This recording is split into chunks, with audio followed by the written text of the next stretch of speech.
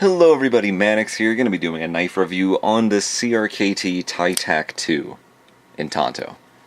This is just about one of my favorite knives ever for so many reasons. Number one, it's affordable. Number two, I love the way it looks. It's going to be a love or hate thing. You're going to absolutely either love the way this knife looks or you're going to just despise it, think it's the ugliest piece of crap in the world. I happen to love it, and I can understand both sides of the argument. Some people might think it's cheesy looking. I think it's cool. I love the Batman, super abrupt angles. It kind of looks like a lightning bolt to me. It's just, I love stuff like that. I love angular, pointy stuff, whether it comes to guitars, whether it comes to just about anything. I like that design. I love the Tonto blade itself, because it's pointy and abrupt and cool looking, and this whole knife reflects that design, basically, I think. But not only that, even if you don't like the way it looks, it's an extremely, extremely functional, affordable knife. It retails at $59.99. Let's get the specs out of the way first. And yeah, 60 bucks is retail. No, I would not pay 60 bucks for this knife. However, if you go on just about any other knife website, it's about a sub $40 knife. I think the cheapest I found it was like 33 something. 34 bucks. That's a great price for this knife. So anyway, we have a 3.324 inch blade. We have a 4.596 inch handle length. And then the overall length comes in at 7.938 inches.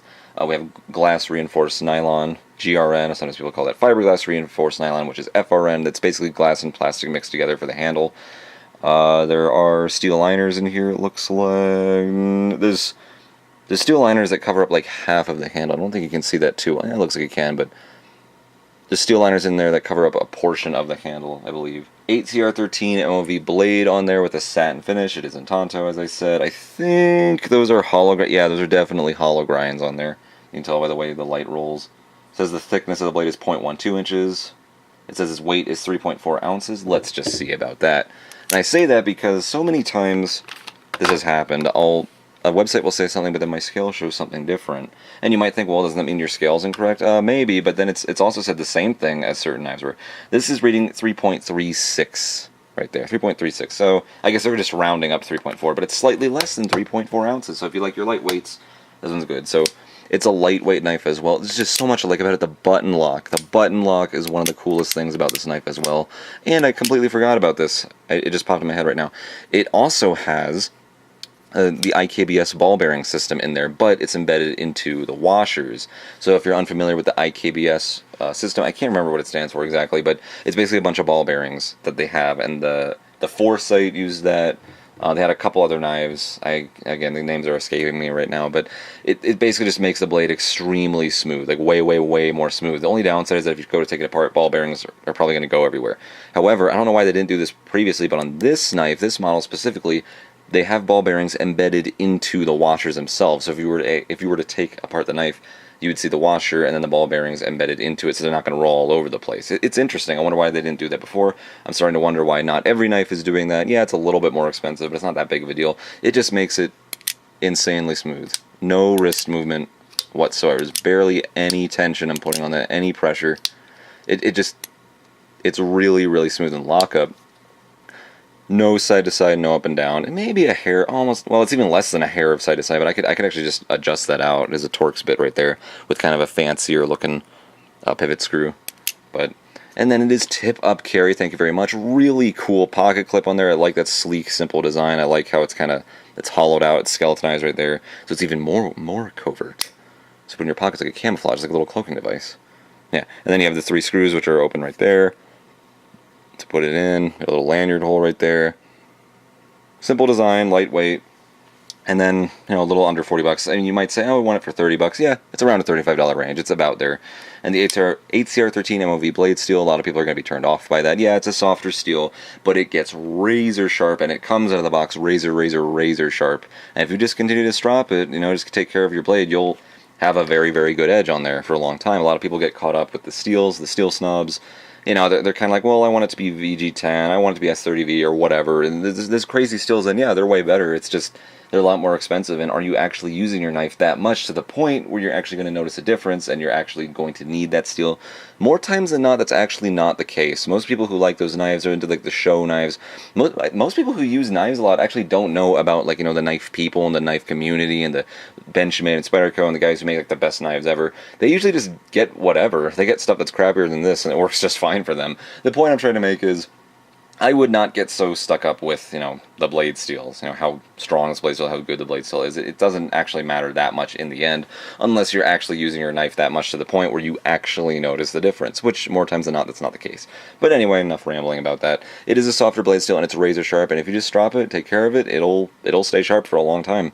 And then when it does get dull on you finally, after you've used it for that long, you just resharpen it, and it's easy to resharpen because it's soft. Would you look at that? So, yeah, it's the same blade steel you'll find on the Spyderco Tenacious line. A lot of cheaper, the $30 to $40 knife range, it uses that blade steel, because if you throw a stronger or a better blade steel in there, guess what? Now your price is going to probably get double or tripled in some cases, so it just depends. But yeah, for this knife and for its uses, I really like that blade steel. It's very sharp. It works for me. I've been using this knife for, I think, 2 years, on and off, carrying. I stropped it a couple times. It's still very sharp. I really like it, but I don't use my knives a lot. I use it like a normal person would. Open up a package, open up a box, maybe do some cutting work, at work or something occasionally, but it's not really that big of a deal. But that button lock, if you're familiar with the axis lock, you just depress it, and it releases the tension on the knife.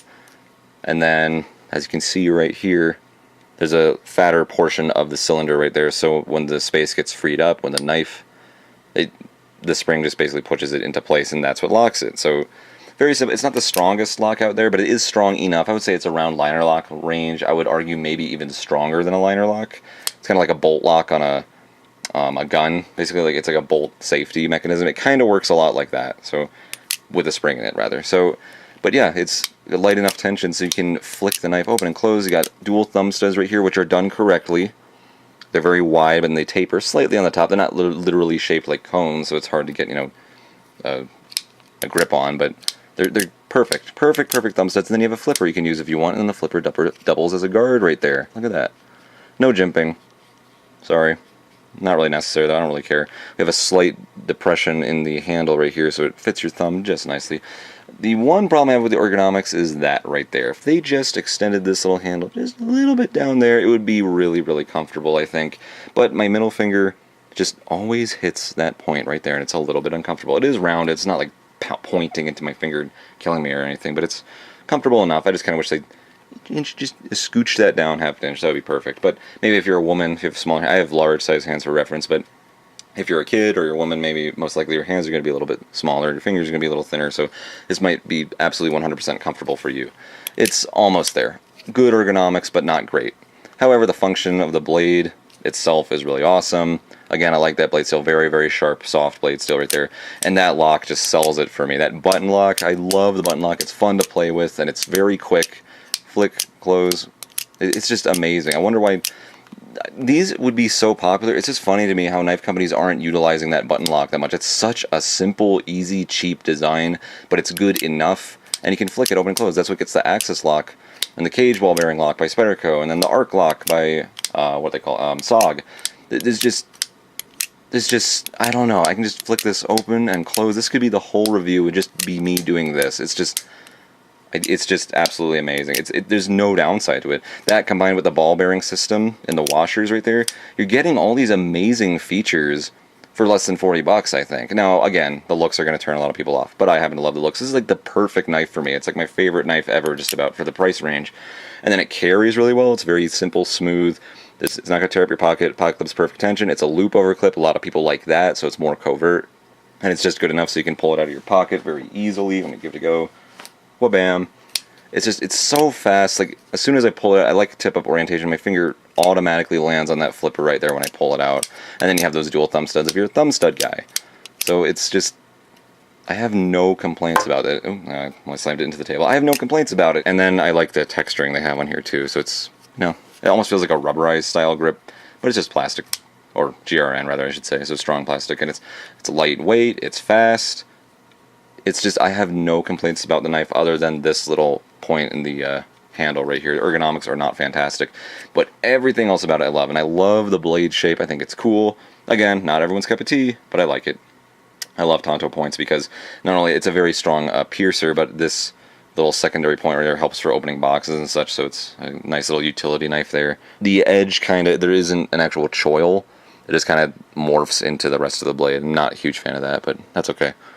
So, really, really amazing knife. If the looks interests you even a little bit, you like the way it looks, you think it looks okay, just buy it. That's basically the end of the review right there. It's just, I would give it a 10 out of 10, except for maybe that. Oh my gosh, it's just amazing what you're getting for the money right here. You'd expect to pay a lot more for something like this, but, and again, cheaper materials, but the actual execution of it, and just how it's done, I don't know, it's amazing. It's amazing to me. It's just such a simple, smooth, fast, quick knife. I'm repeating myself a ton, but that's how much I like the knife. So, yeah. See how it carries in reverse grip. There's a little, you can clamp your thumb down just like that. Oh yeah, it actually matches your thumb. I love that. I love it when they use a lot of points and turns, but then it's actually ergonomic when you hold it. That's really awesome. So, it's an absolutely amazing knife. I would get like a 9.5 out of 10, something like that. How about that? So, that is it. That is the CRKT, almost said Kershaw, the CRKT Tighe Tac 2. Absolutely fantastic knife. Thanks for watching.